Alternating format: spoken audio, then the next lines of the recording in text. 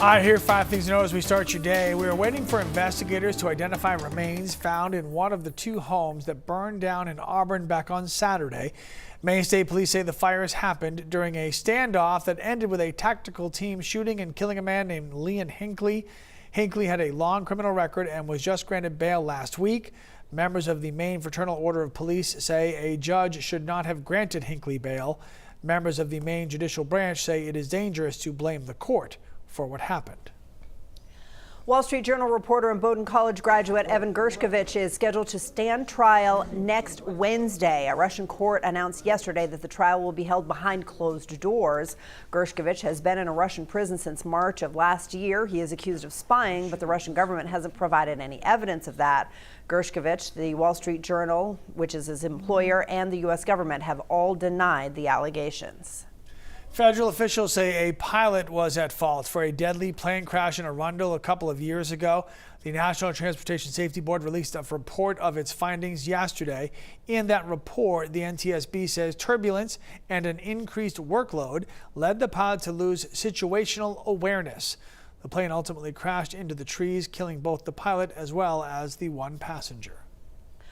Officials are warning you to be careful if you're planning to go to the beach in the hot weather this week. They say you shouldn't go to the beach alone. You're also advised to monitor the time you spend in the water and watch out for dangerous signs like blue lips and excessive shivering. The water's still cold, even though the air is going to be hot.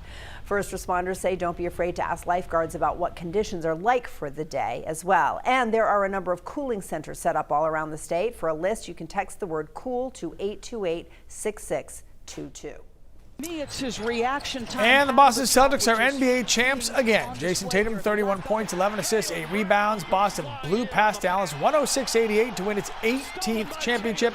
Jaylen Brown had 21 points, 8 rebounds, 6 assists. Also got voted the Finals MVP. Last time the Celtics won the title was June 17th of 2008, and on June 17th, 2024, they did it again. 13th title that has been won in the last 24 years by one of the region's big 4.